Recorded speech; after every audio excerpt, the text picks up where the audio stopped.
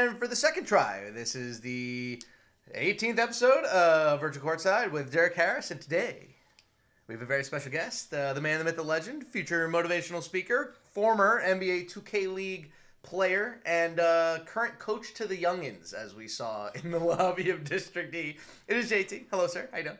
I'm doing well. I'm doing well. You know, it took a little bit to get on here, but now that I'm on here, I'm about to, turn it all the way up. But I am happy to be here. It has been it's just been, I'm sick, battling whatever, who knows whatever, but I put on the show whenever I can, and coach to the youngins, I get more respect now. Oh, yeah. I'm out the game. Oh, yeah. Like, I'm more of an 100%. OG now, but in the league, it's like, oh, JT this, JT that. Bro, shut the hell up. I saw you at Law Ridge, Boot, and Gallo, and you were just spitting knowledge.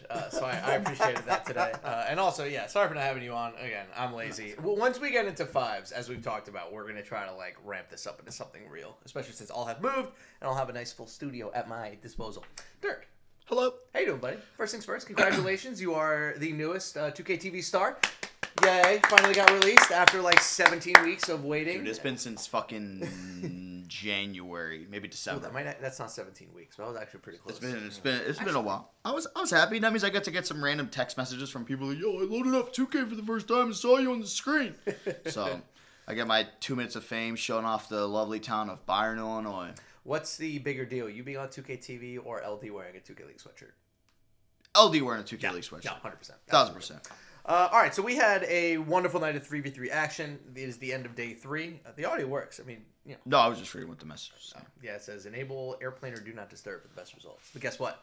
I got the best results on. Yeah. Oh, let's go. So yeah, tonight was a great night of 3v3 action. Obviously through day 3 here in the playoffs. Tomorrow is Championship Saturday. It is going to be a wacky inflatable arm flailing tube day kind of day. It is going to be one of those. But we'll start with tonight. We'll start from the top. General thoughts before we get into the series. I'm going to start with you, JT. General thoughts. What the hell do we see tonight? I feel like we seen Gallo have a career series. That was crazy. like watching him score 21 and 20 in the same series. It was just like that transcending moment for him. I feel like he hasn't had that big career moment on stage where I'm like, damn, Gallo. But tonight I was like, damn, Gallo. Like he had at points where I wanted to cuss. Because I'm like, he's fucking y'all up. Like, God damn, Magic Gaming. I opened it up by saying that it was ass kicking, and you looked over at me, and I was like, that's a Ric Flair quote. Don't yell at me. You missed the perfect time for sorry for cussing. Sorry for cussing. Oh my God, maybe we should do that tomorrow. I think the cool part about the Gallo performance tonight, and then Dirk will come to you for thoughts, is that when we do, Gallo was one of the first real scouting years that I did back in season 4, Gallo's year, I should say. It's kind of crazy to really watch his scouting report come to life. The insane shooting, the playmaking off the dribble, the explosive games. It was cool. I feel like that was kind of like you said, a career night where he showed the entire bag, and it paid off in a big way. A big win over Magic Gaming. It was so funny because it goes back to, you remember the Rookie of the Year race, all the debates that we had, and they were squaring off and playing. Me and JT, I think, had Unguardable as a Rookie of the Year. You guys are crazy. And no, they're not crazy. He led the team to both modes in playoffs. He was doing the losers bracket. Doesn't matter. He made Gallo made the playoffs. He made both playoffs. Fun fact, that's actually what turned him up. Unguardable told him he was overrated and he didn't deserve his Rookie of the Year. Oh, that's where my point came from. That's when they won, Gallo went straight to Twitter and said, I'm the Rookie of the Year. So they're still holding on to the Season 4 battle all the way up till now. One shows the longevity and how good those guys are, but it's also funny that that's still a conversation. I think we honestly, we're the reason Unguardable said that to him, because we brought that up to him yesterday when he grabbed the headset. We did, yeah. I think the Unguardable versus Gallo thing has been a real thing. And I think we can admit that for a while there, it was really starting to turn Unguardable's way. I still think it might still be leaning towards Unguardable in a decent way, but just to watch Gallo hit that kind of career peak in that moment was a really special moment. Dirk, any general thoughts on the night before we get into the games? I thought it was good. It was really concerning, even with the Magic when they ended up going down to the lower side of things. One, how deflated the T-Wolves looked. That was easily the most shocking thing that I saw. How lifeless they looked after how good they had looked previously. Yeah. And then kind of the same thing for the Magic with how slow they were. They didn't have that same explosiveness. Even though they got the win against Philly, They played Celtics crossover ball. It was boring as shit, but they won. It was nothing like flashy with Loki God like making his threes. They were having to scrap against Philly, which I think that them winning, knowing that now you get to sleep on it, you get to come back tomorrow, you can get back to those same ways that you were. But it was a little weird. I was expecting more fight. We'll dig deeper on the Magic series when we get to it. One thing on that, though, I think it is unanimous in sports that if you get punched in the face like that early on in a competition, sometimes you're just reeling for the rest of the day. Like, there's not much you could do. You just get clocked. You're like, holy shit, what the fuck just happened to me? But all right, let's start at the top. We'll go through each of these series. We'll dive deep into them because I think that all of these were just amazing to watch. Lakers Gaming T-Wolves, we'll start at the top. Man, this Lakers Gaming team just knows how to beat teams in a way that just fucking grinds them into powder. It is so, I would say, gratifying to watch how they beat teams because we don't really see teams like really smack other teams around. Like usually it's like, all right, we beat them, move on, they're fine. This Lakers Gaming team leaves a tattoo on you after you lose. You're just never the same. And I think it's interesting that T-Wolves Gaming, after, you know, they were playing really well, you know, they had all the momentum, they're shooting the ball, and then a light switch just went off for that team where guys like, wait, if I just ISO bear, everybody else is going to start moving around me, and I'm just going to cook this entire team. Game 3, Kai show. Game 4, Kai show. Game 5, Crazy had a great game. Yo VC hit some big-time shots. It was a classic Lakers Gaming team. They took the T-Wolves completely out of that series. I don't want to say it's their most impressive win of the season because they won the goddamn slam, so that's kind of silly. But, man, I will always remember this team for the impact that they left on teams after they beat them. They just lull you into this, oh, you might win. Oh, you have a chance. Oh, just kidding, you suck. And they just whack you. It's amazing. I love it. What do you think, JT? I feel like it was just an overabundance of confidence and comfortability. Like, they hit a point to where they're up 2-0. They have 2 out of 3 rookies on the court. Two-Tech came out flat, too comfortable, throwing up a couple bad shots. And it's like, okay, we think we got them. We think we're better. We've already swept them. We beat them. Yeah, here we go again. Before. We got now it. we're up 2-0. That's 5 games in a row. They can't fuck with us. And then, boom. Smacked in the mouth. And it's like, now we can't recover because we got too comfortable. We're figured out. Now they kind of know when we're down, we aren't the same team, which they've shown me time and time again. When they're up, they're a much different team. When they're down, Two-Tack is pretty erratic. And he showed us that tonight, and Lakers game just showed us why they're probably the best team in the league. 2 things. One, JT, you and I, after T-Wolves Gaming lost Game 3, you and I looked at each other, and we shared a look where we're like, oh, this series is fucking done. It's over. Because if you lose the way that they lost in Game 3, where you have all the momentum, you're up 2-0, you need in that Game 3, if you're going to lose like 21-17, lose 21-16, you miss a couple shots, whatever. They got punched in the mouth, and they had no idea what to do. And I turned to Autumn, and I said, they're in big trouble. Dirk, the theme of this week, to go along with what JT just said about the T-Wolves, the theme of this week has been, when a team shows you who they are, believe it. And I think the same thing happened with the T-Wolves, where they finally hit their peak and just right to the ground. Yeah, it was weird. It was concerning. I think even to your point where you said this might be the Lakers' most impressive win, I might say it is just because the fact that it's the first spot in the winners finals and they were down 0-2 to one of the hottest teams that we had in the entire tournament.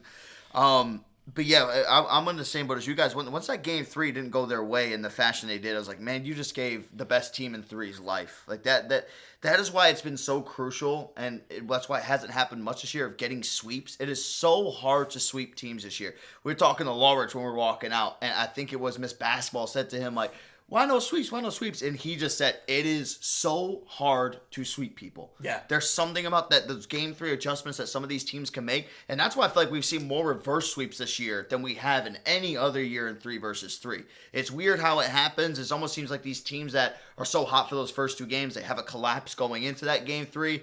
But the Lakers are the truth. Every single time that you give them a sign of life, you're not going to win that series. It's so hard. So that's why even when the Magic won that first series in a slam, we're like, oh shit, the Lakers lost. Yeah.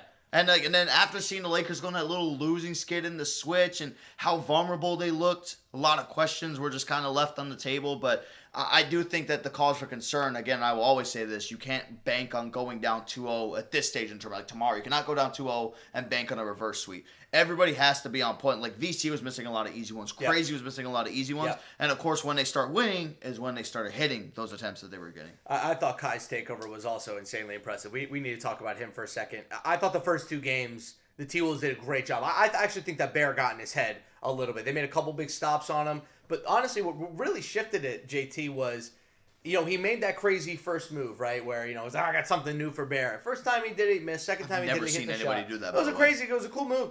The third time he did it, I don't think came until game 2. Correct me if I'm wrong. Where he did it again, and Bear was all over. I think he might have either tipped it or it was just every shot he took off that move, he shot smothers in all 3 attempts. I think he hit one of them. He hit one. He hit one. The first one was in game 3. Are we talking about the step back? Yeah, the new move that Kai debuted tonight. No. He greened his first 2.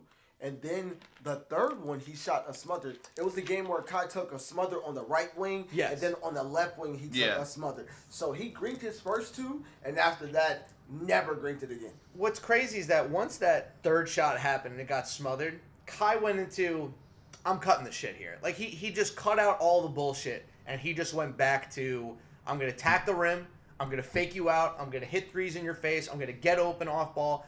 I thought tonight solidified his MVP for me. I don't really think that anything can happen tomorrow that is going to get me off of him being MVP. Tonight was such an impressive performance. You are down 2-0. They lost 5 in a row to T-Wolves gaming coming back to the Switch Open.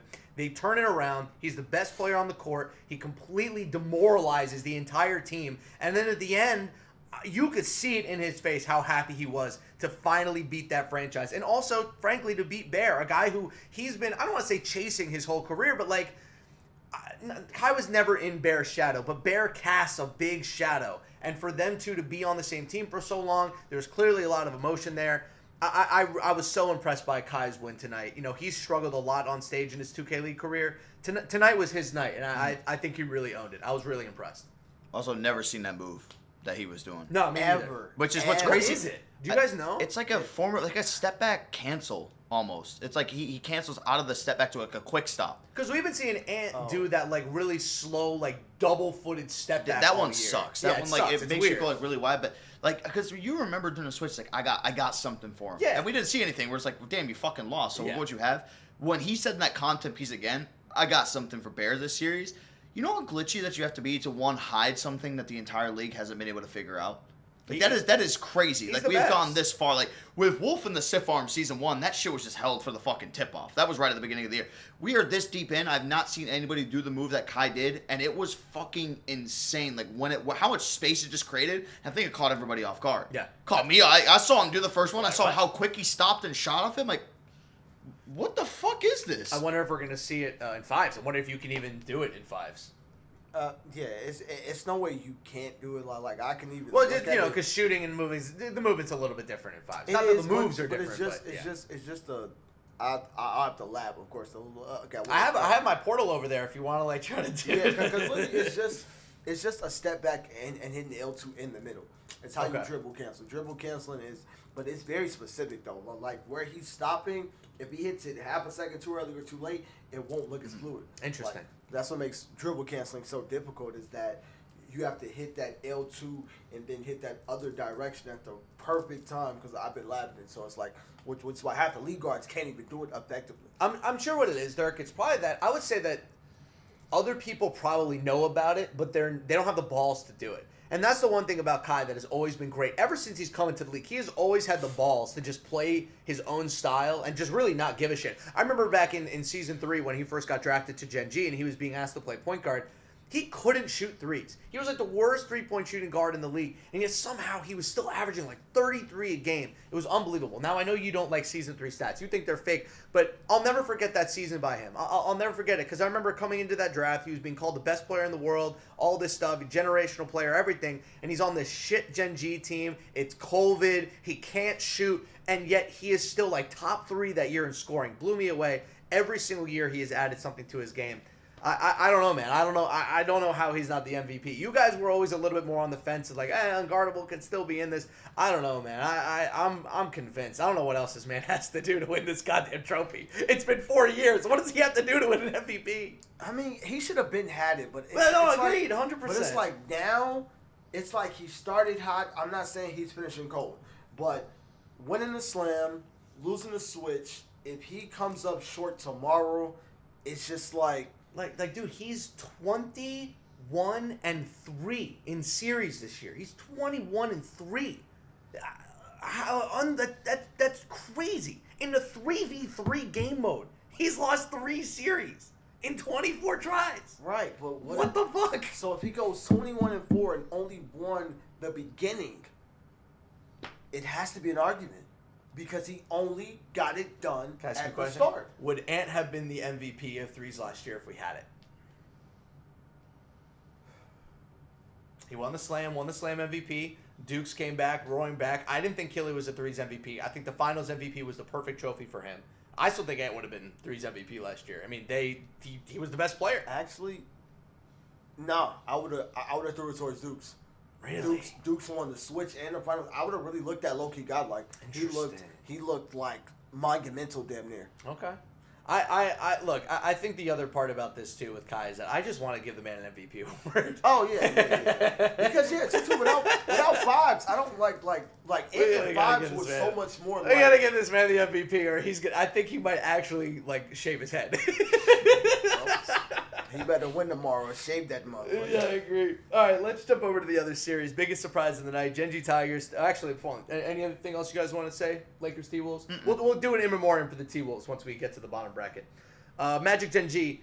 Man. Let's really get into Genji. As great as Gallo was, I was super impressed by Law Rich and Jolo too. Because you don't beat the Magic without them playing good defense, them throwing the Magic off their game.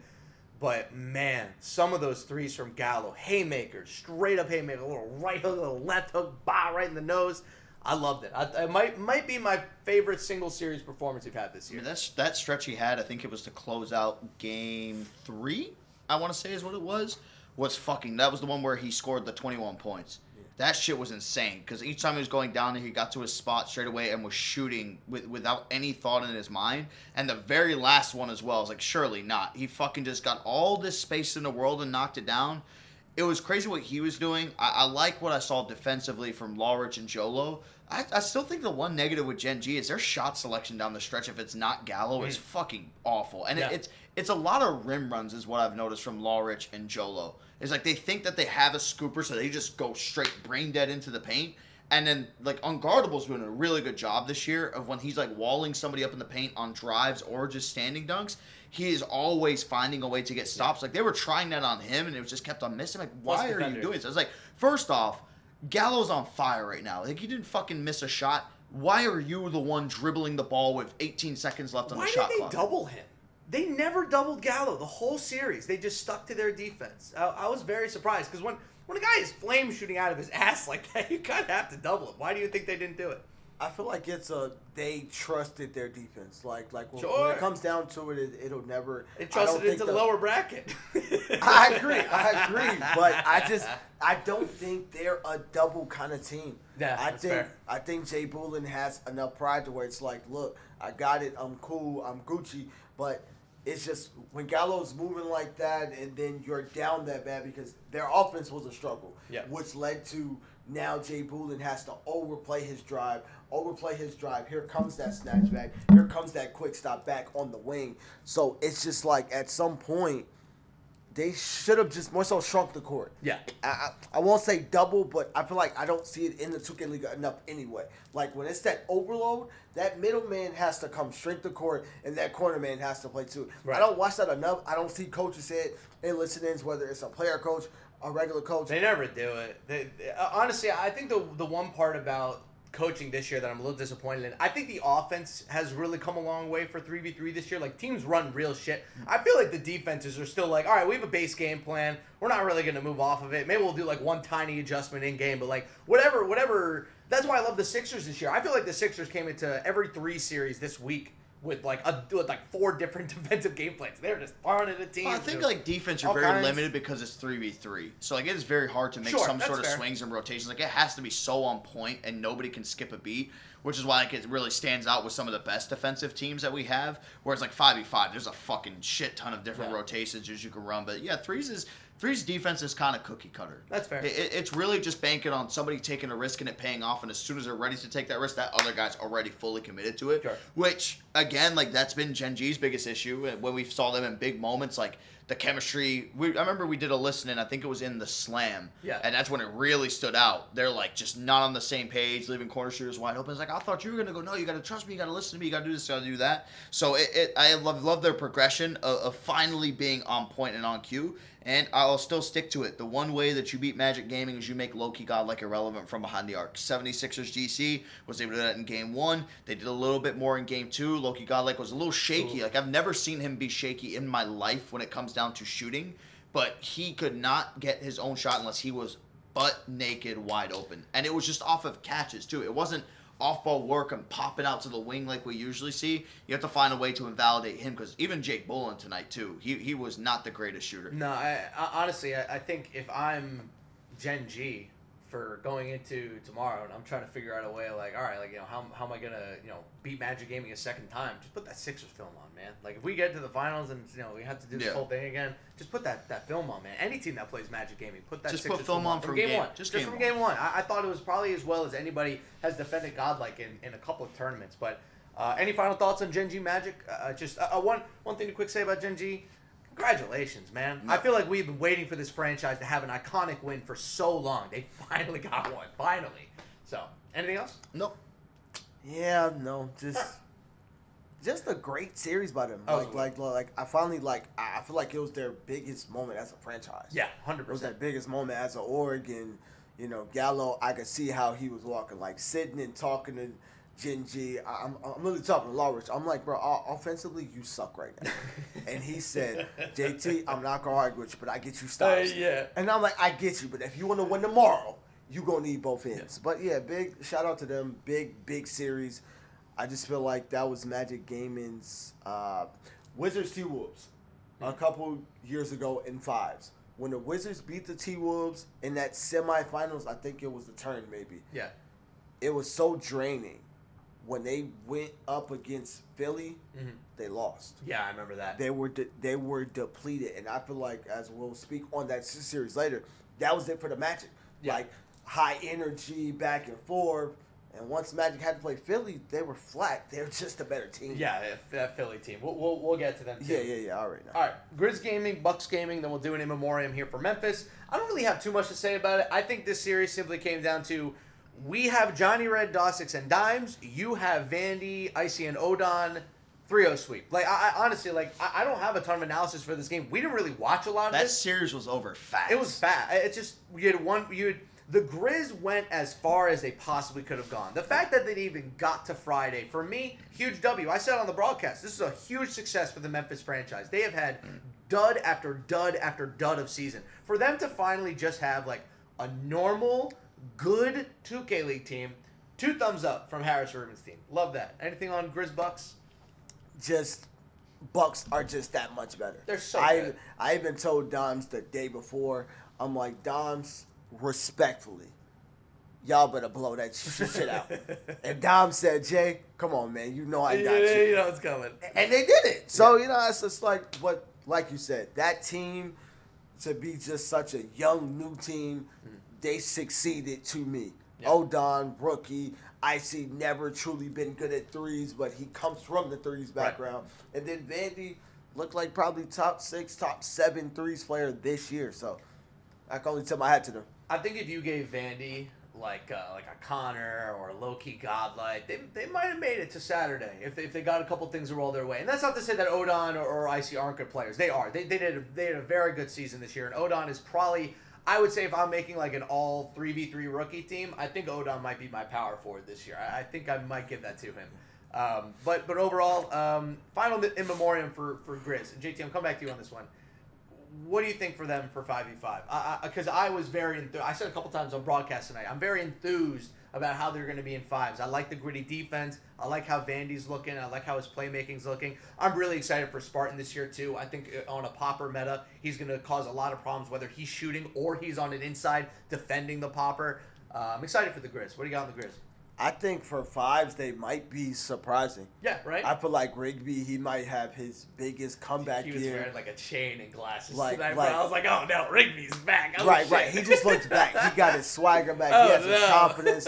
I feel like Vandy will definitely trust him. Vandy looks comfortable. He looks confident. He looks more mature. Yeah. He doesn't look as mentally checked as he's been. I feel like that was a big thing for even when I played him. I would look at him and be like, I can rattle him. frazzled, yeah. I can 100%. rattle him. Now he looks much more just contained and like I'm my biggest obstacle. My mental is my biggest obstacle. He looks comfortable with Spartan. He has to kind of shut up the naysayers of what can he play? Can he play big? Can he compete with the bigs? And then Odon, he's just ready. He's a rookie that's ready. He showed it as an amateur. He's showing it as a rookie. He's time. He's a pro. What about you, Dirk? Anything on the Grizz?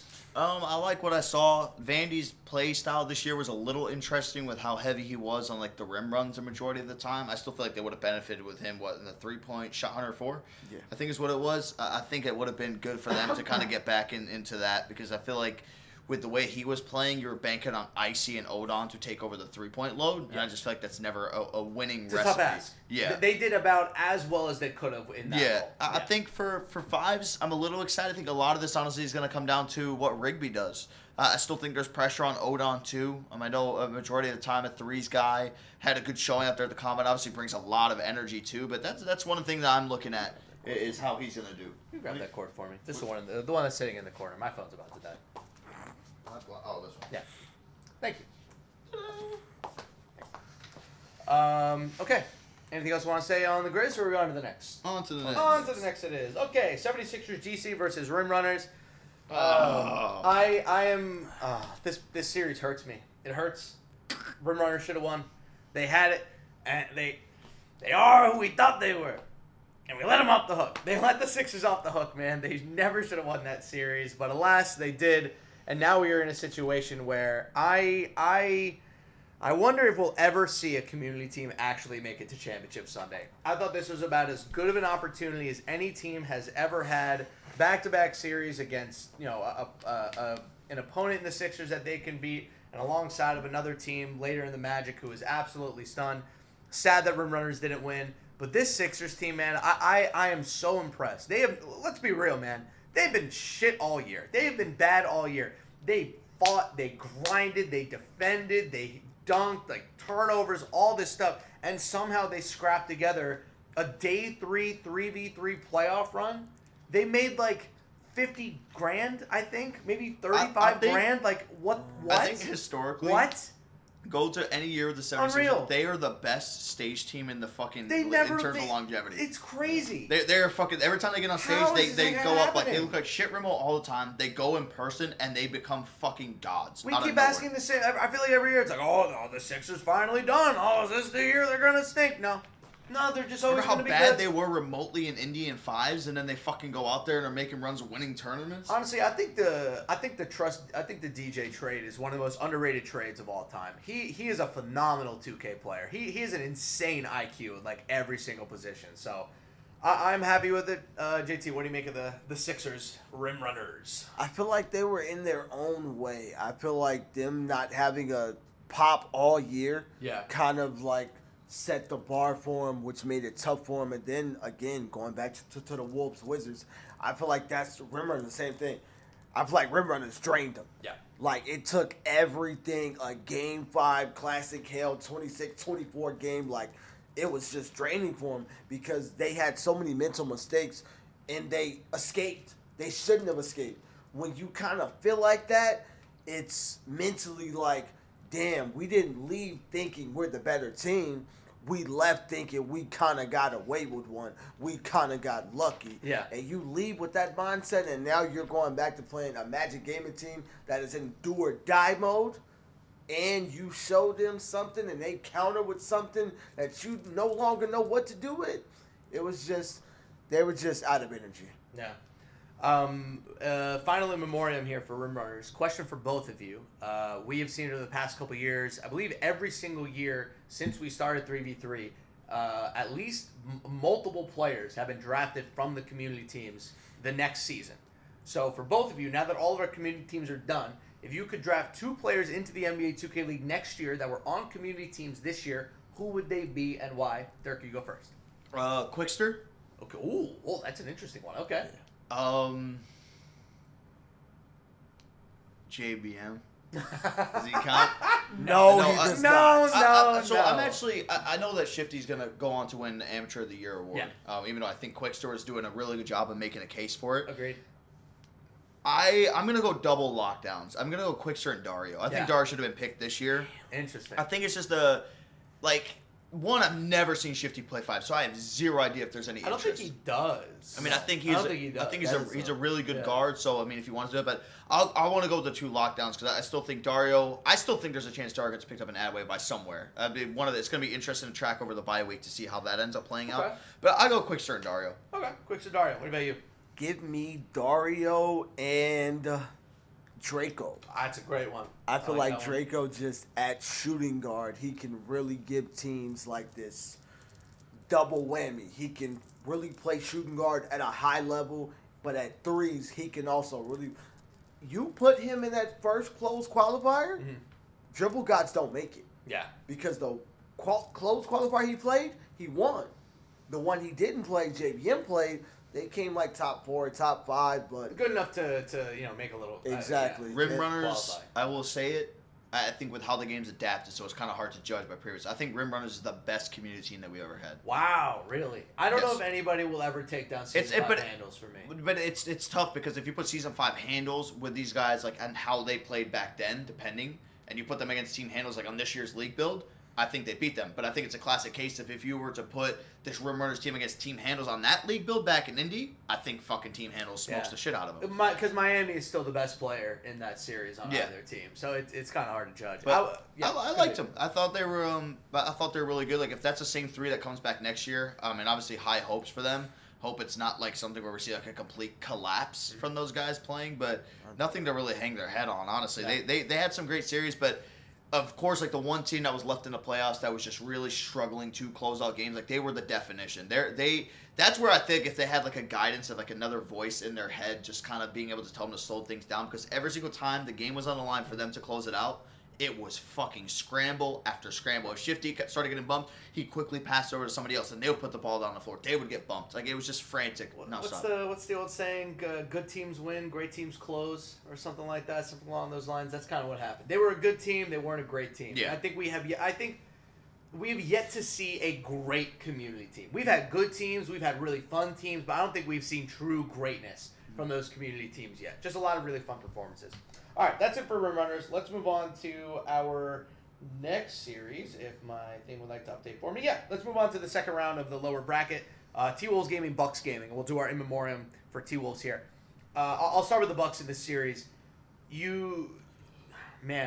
Their preparation for Minnesota coming into this series was so apparent. You could tell that they knew who they were going to be going up against coming into this matchup. They clearly overlooked the Grizz a bit. They knew that they could beat them. I would love to know from Lance how much film they watched on T-Wolves Gaming, because that matchup, they had their offense down to a T. They were moving Tutok to the left side of the court. They were moving Bear to the right side. They took Iggy out of the corner by just sticking the guard on there and saying, don't move, never drop, under no circumstances are you dropping off Iggy. And I'm constantly impressed by the coaches who have their teams so well prepared for specific matchups. I thought when we did the original preview for Bucks T-Wolves, I said that Bucks Gaming is the worst possible matchup for T-Wolves Gaming due to their experience, due to their defensive organization, and a bunch of other things that I don't remember why. The first time around, the T-Wolves got them, just because incredible shooting. Tutok was unbelievable. Bear was great.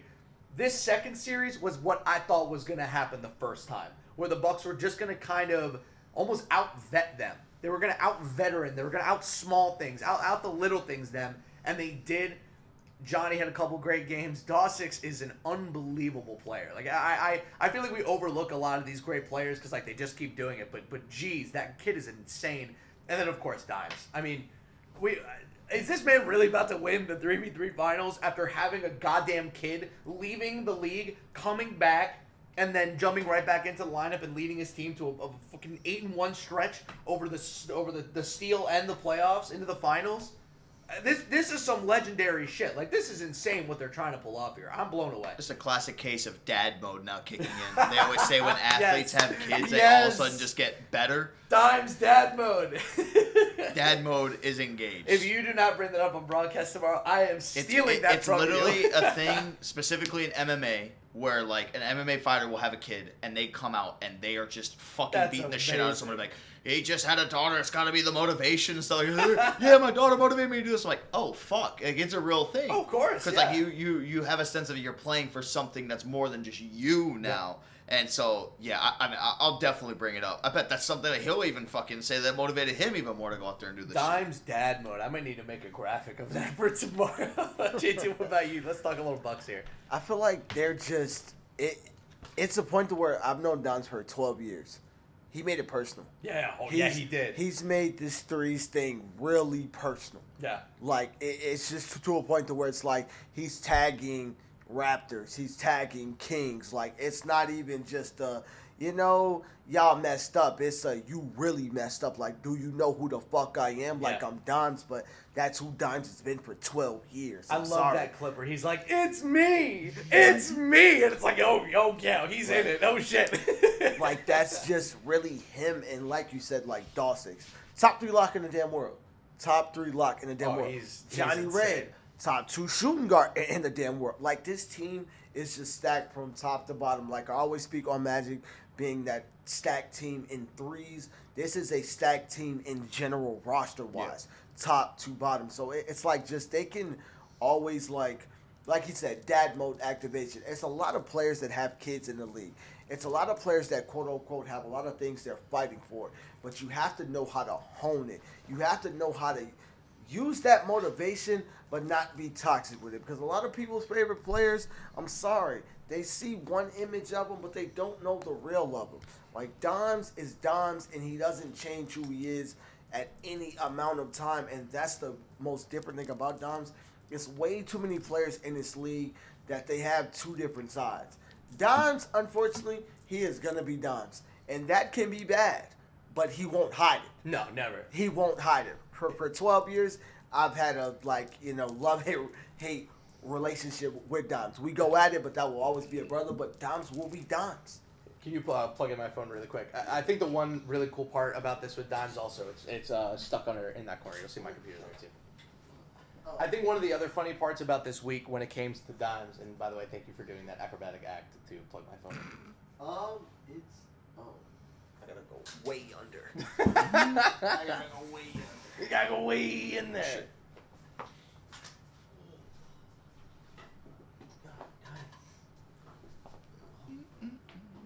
Did it work? I know what I gotta do. Don't worry about it. Yeah, I didn't need that lamp. That's okay. I'm kidding. Anyway, while you are doing that, I wanted to bring up the fact that one of the best things about Dimes this week also is the fact that he honestly has been kind of sunning all of the younger power forwards in the league that he's gone up against. Here's the list of the power forwards in the league that he's sunned this week. 3-1 over Connor and Pistons GT. 3-1 over Dietrich and Heat Check Gaming. 3-0 over Odon and Grizz Gaming. And then a nice 3-1 over Iggy Mo and T-Wolves Gaming. Basically telling them, like, y'all are kids. I'm the man. I'm a 7-year vet. Sit there. Sit down. But now he's got the final boss. Now he's got the final boss. It's low-key godlike. How you doing out there? How you doing out there, buddy? Bro, it's like the two left damn outlets don't take a plug. Don't worry about it. It's just a lamp. We don't need it anyway. Ugh. Thank you for that, though. I do appreciate it. But anyway, yeah, I think it's amazing to see Dimes go on this kind of run. Let's actually, JT, you commented on this with Dimes. Let's do an in memoriam for T-Wolves Gaming officially. I'm gonna be that guy. I'm gonna do it. How they went out in threes concerns me for fives. I love how much talent they have. I am worried that taking Bear out of a leadership position defensively is going to hurt them a lot. I don't think that Iggy Mo is quite ready to lead the line defensively. They're replacing Bear at lock with range, and they're bringing in Polo at center. That is a lot of youth. That is not a lot of leadership.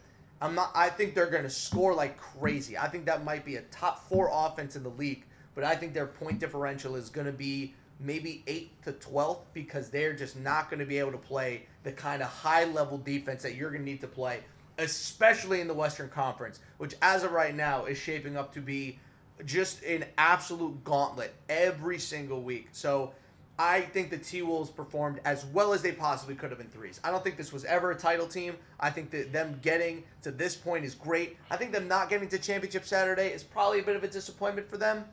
But all in all, great 3v3 season. I remain unconvinced for fives because moving Bear out of a defensive leadership position, I think it's going to cook them this year, but we'll see. So basically you think that the T-Wolves are going to be like how they are every year. They lead in points per game. They don't have the greatest of defenses. Well, what's frustrating is I disagree. I think the T-Wolves the last 2 years have had great defenses. The difference is that they had a leader. They had Slaughter who's constantly yelling, and they had Shifty who's always getting them big stops. They weren't elite by any means, but they were good enough to win banners. They were good enough to compete in the playoffs. And, of course, they had Kai, who's a goddamn defensive demon. So I don't know. I'm worried that defensively they're going to struggle. I'm very interested to see what J Money comes up with for 5v5 for this team. My eyes are peeled. Very excited to watch this team, but I think their ceiling's a bit capped here defensively. What about you, JT? Yeah, I think just even aside from age, who's gonna talk? Yeah, who's taking charge? I don't have Polo being some big talker. I have Range being a big talker, but I feel like he's in the very middle of league locks. He's not close to. He's fine. He's just right lock middle. He plays lock. Yeah, right, middle. Yeah. So if you don't have that talker outside of Bear, because threes defense and fives defense, two completely different things. But at the same time, as a point guard, Bear can kind of steer Iggy Mo in a way. Yeah, but he can say things he sees, but Iggy Mo has a lot of pressure. He does. I think that's very clear from this, that there's a lot on him to kind of solve their defense almost. Like, he's going to have to be their defense. I think it's as big of a challenge as any rookie is going to have this year. I say that honestly. He's going to have a real time trying to figure out this defense. I mean, think about some of the teams he's going up against in the West. Hell, the Lakers, for Christ's sake. That's going to be a big team that they have to face. If you look at the Midwest, the Grizz are going to be good this year. They're probably going to have to face off against the Bucks a fair couple of times. The Cavs, who I'm pretty sure are in the Western Conference. Are they in the West? Yeah. No. Yeah. Yes? Yeah, they're in. The Pistons are also in the Western Conference that are going to be probably playing them a lot because they're all in similar areas. And I think they're all going to play on Central Server or something. So the T-Wolves for fives, I'm very excited. Anytime you put Bear and Tutok on a team with Iggy Mo down there, you're going to score a lot of points. I'm excited to see Polo in the league finally. I think it's good that Range got out of that Pacers gaming situation. Doesn't seem too pretty right now. But all in all, good season for the T-Wolves. But I've officially registered my concern for them in fives. Officially registered with the committee. Okay. Let's move to our final series of the night, and then we'll get into our preview. Magic Gaming 76ers GC.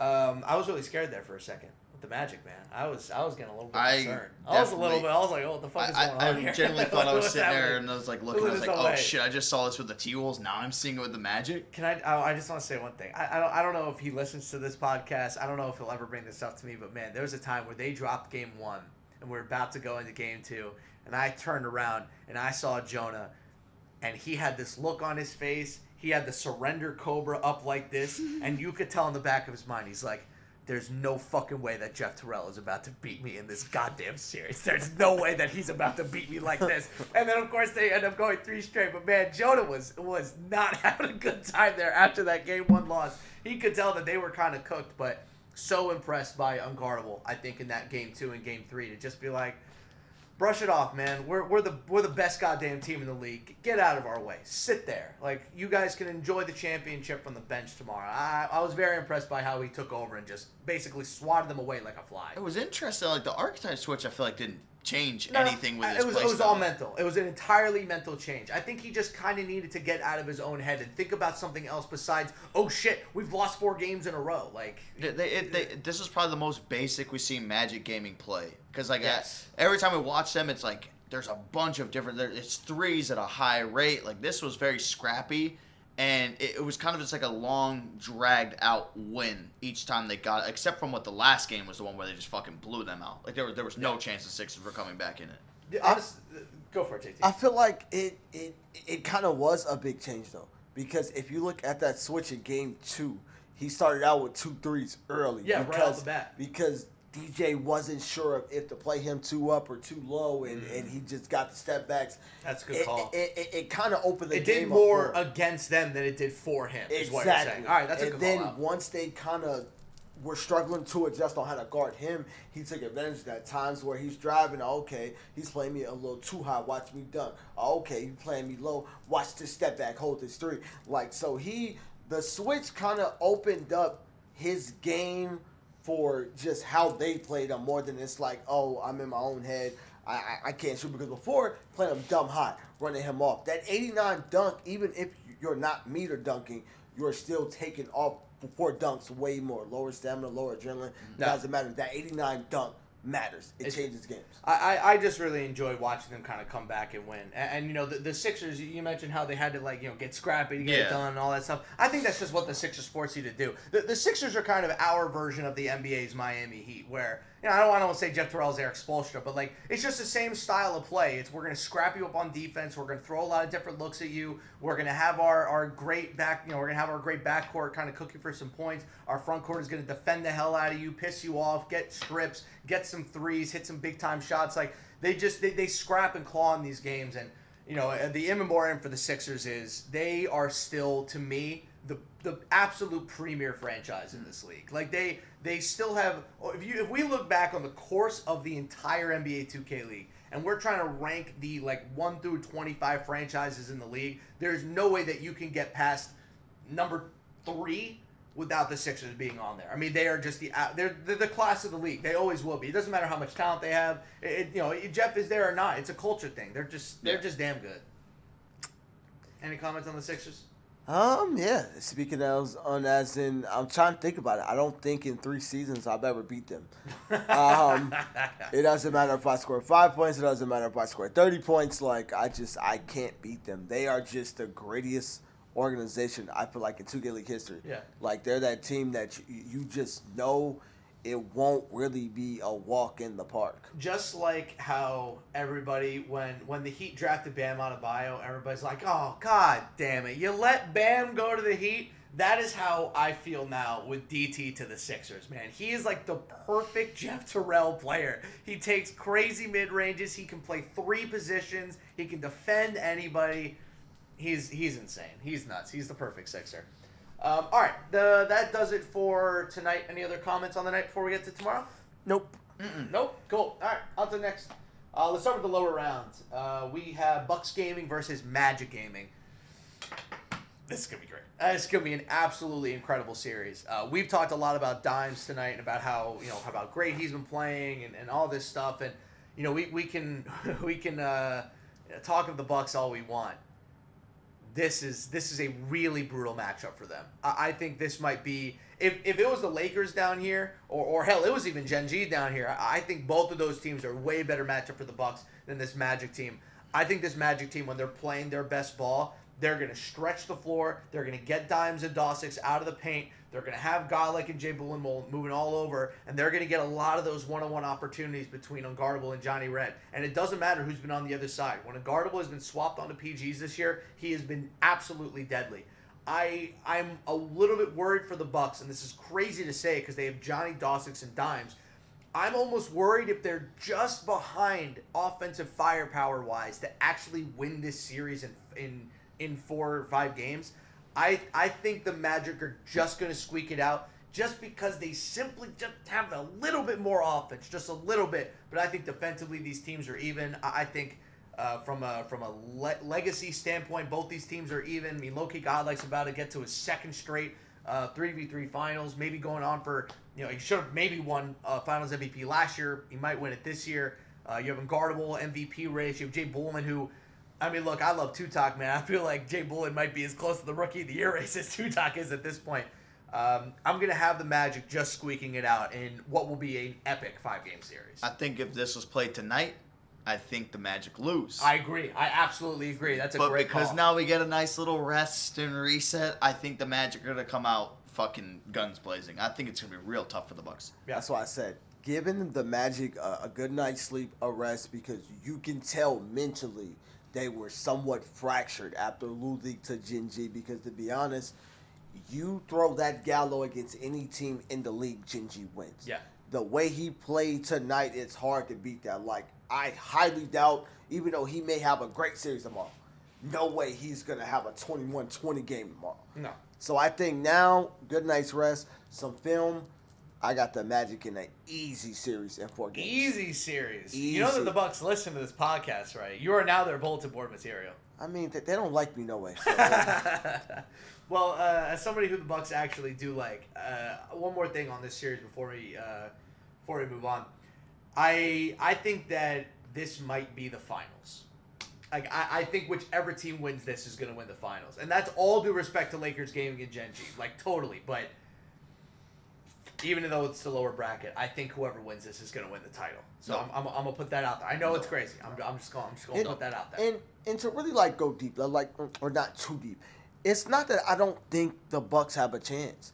I just think the Bucks have too many stale points offensively. Yes. To really go. You to see the that. same thing I do, right? Where, like, offensively, they will just go through these. I feel like a lot of the times that they've had offensive issues this week, they haven't been punished for them. But if a Magic gaming team is playing at the top of the game, they're going to smack them around. If Johnny's taking some weird threes, they're missing some shots at the rim, like Dawsix gets over aggressive, like the Magic are going to punish the hell out of them for those decisions. Like, literally, that game where Johnny had 17 points. He had 3 turnovers running out of bounds. Do that against Magic Gaming, best of luck. That's not going to work out too well. So it's just, too many stale points, and I feel like Magic's offense of firepower. They're going to find many ways to attack J-Red. Now, J-Red is one of our best defenders. That but point guard build sucks. Exactly. It sucks. Dude, it has made both Kai and Johnny Red this year look like terrible defenders. That build sucks at defending. Exactly. It's So it's just, that's all it is. I just don't think they have the offensive firepower to really go to bat with the best offensive team in this mode in the league. Dirk, what about you? Anything final here on Bucks Magic? I think it'll be good, but like I said, I think the Magic. I don't think nobody's fucking coasting at this stage. I think it'll be Magic 3-1 though. Okay, he's getting sleepy. Yeah. One more series to go, and then we'll get our championship predictions, and then we'll get out of here. Genji versus the Lakers. If we get the Gallo that we got today, then Genji might have a chance. The problem is that replicating that is unbelievable levels of low probability. I think that Genji has gone up against that Magic Gaming team a bunch of times. They had film against them. They had all night to prepare, and I think that they just were so well prepared, and Gallo went crazy against the Magic that was just it. This Lakers gaming team, I think, is going to smush them. I think it is going to be Lakers 3-1. I think they will drop game 1 like they always do to make Genji think that they have a chance. And then I think the Lakers are going to gentlemen sweep them, shake their hands, saying, thank you for a nice season. Down to the lower bracket with you. You can deal with the Magic or the Bucks because we don't want to. We'll be waiting up here for them later. I think this Lakers team is going to plow them. It is going not. And again, Genji is a really good team. Nobody's touching this team in an upper finals. I think the Lakers win. I got because I'm still sticking to my same prediction, the Lakers Magic final. I think that the Lakers will win. I think that kind of what you said, maybe drop the first game, be able to take the rest of them. It's really going to come down to the first couple shots that we see from VC. If he goes 0 for 2 for start, I'm like, okay, I'm a little worried. Yeah. I'm kind of in the same situation that they were in against the T-Wolves. But as soon as they start to, again, dictate the environment like they did from Game 3 onwards, you love that I think, phrase. dude, I mean, it's fucking great one. insane how quiet they can go to where all this energy goes on their side. Once the energy's there, they just take off. You can see it like that. You can just kind of see like an aura form over them as they're going through these games. I feel like both teams have a really big weakness right now offensively. Genji is Lawrence. Lakers game is crazy. And I feel like coming into tomorrow, if you're either one of those teams, that has to be the focus point. It has to be make a play. Yeah. It has to be Ken Lawrence, and that's Lawrence shooting and paint-wise. He is breaking open threes, and he is going up with horrendous shots in the paint. So it's like, can Gallo match Kai 1,000%? I think he can. So it then becomes a supporting casting. Jolo is playing good. YoBC is playing good. So I feel like it's those weak spots. Can Lawrence have a bigger impact on Kai than YoVC can have on Gallo? I'm going to put on for my guy Crazy here. I actually think that towards the end of that series, he started to hit, not just his shooting. I thought his playmaking started to come around as well. I thought that towards the end of that series, a lot of the shots that he was hitting, doing it was, we heard a lot in the listen-ins that they were starting to leave him open in big moments and saying, gotta let Crazy shoot it. Yeah. And he hit I'm pretty sure he hit back-to-back game winners in game 2 and game 3. It was literally game after 4. the listening say, "Got to watch Crazy beat Yeah. us," and then Game- at the game end of 3, the game listening, he 4. hit a game-winning shot. Yeah, game 3, game 4, he hit the game winner, and then Kai hit the game winner in game 5. I think, I want to say this about Crazy in general. I think we've been too hard on him because we are looking for things to talk about with the Lakers that aren't insanely positive. We're commentators. We analyze. We're trying to look for something. He is still playing at such an insanely high level. Like, he still is probably, top 3, top 4 power forwards in 3v3 this year. And sure, there are clear offensive issues. Like, I'm not going to sit here and pretend like he's been lights out shooting the ball, but the thing with Crazy that I always liked, even during the run they had when they made the playoffs in both modes, he is so good at the little things in 2K, setting the right screens, getting the right box outs, rebounding, the outlet pass. He still might be the best outlet passer of any big we have in the league. There's so many things that he does. I feel like we get a little bit too consumed by his shooting woes, but man, when he is shooting, oh man, he is an overwhelming force. You talk about setting the energy. When he's moving, man, there's not a single team in the league can even come close to them. Which I can agree, but I won't say I'm like nitpicking. He's the only. That's the thing. He's the only. His 3-point shooting is, I think, the team's only weakness that you can really point to and say that's a problem. Right. They have nothing else. When I see him 1 for 4, Yeah. in a one game, all three are open, and they get smoked. It's like I'm not nitpicking. It's like everybody kind of knows it. Like, if we're gonna live with one thing, I think they know it too, but I think they're okay living with the misses because the fact that he will take those shots anyway is good for their offense. Because even having the threat of, hey, I'm going to take these open threes, eventually I'm going to hit them, like, I think that threat is enough to give the other two guys space to cook. I mean, VC is having just a phenomenal season. Like, this is insane. He's been unbelievable. All right, gents. The time has come. We are 56 minutes into the podcast. I wanted to get ended at an hour, so this is perfect. Dirk, what is your finals, and who is your champion? Lakers Magic. Lakers will take it in. Oh fuck! It's best of 7, so Magic number's 4. I think they'll take it in 6, and I think Kai will get the Finals MVP. Okay, Kai Finals MVP, and also we'll get regular season MVP as well if they win the title. JT, over to you. finals would be Lakers out the uppers, Magic out the lowers. Magic wins Series 1 4-2. The bracket reset. Bracket Ooh, reset. Bracket reset. And then give me in Game 7, second series, Orlando Magic. Whoa, Orlando a 7th Magic. game when we're doing Orlando Dukes Pistons Magic. again? Are you shitting Whoa, me? whoa, whoa, He can't whoa. do that. He can't survive that again. Whoa, whoa, I can. whoa, Do that to him. I can and I will, but that ain't fucking happening. Okay, I'm telling you, like that Wow. series tomorrow. But I feel like it can go either way, and it'll really be what I feel like I seen with Pistons and Dukes. It'll be mental endurance. Oh, yeah, 100%. Mental endurance, like a set, like best of 7 on stage, especially if it's a reset. That's when it's mental more than anything. We know there's 6 talented players, so Yeah. mentally, how strong are you? I am also going to go Lakers Magic. I think we have been on a collision course between these two teams since basically, the end of the slam. I feel like we're all like, yeah, these are going to be our 2 teams in the finals. So sticking with it. I think if we go to a bracket reset, the Magic will end up winning. I like they already have a guy on their team who's done it before, who's hit literally the game-winning shot in a bracket reset. However, I don't think we get there. I think the fact that the Magic have already lost is going to doom their season because if they were the team coming out of the upper bracket, I think this title is theirs almost too easily because I don't think the Lakers could beat them twice. I don't think the Magic can beat the Lakers twice in a row. I got the Lakers in 7. No bracket And reset. in a best of 7. And in a best of 7. I got the Lakers in 7 in what will go down is the greatest 3v3 series in the history of the NBA 2K League. I want it all. I want every single possible ounce of epic, legendary stories to be wrung out of this season. So I'm going to go Lakers gaming tomorrow in 7.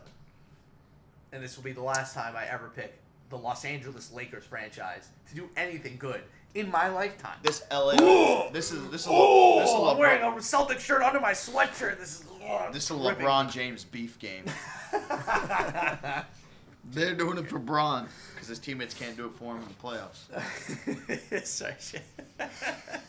Well, at least they'll have this instead of the real trophy. There is no Jokic in the NBA 2K League. That is going to do it for Virtual Courtside. We will see you guys tomorrow, 3 p.m. Eastern Time on Twitch and YouTube. JT, thank you for joining us. We'll have you on again very soon, I'm sure. Of course, my pleasure. See you guys. God, imagine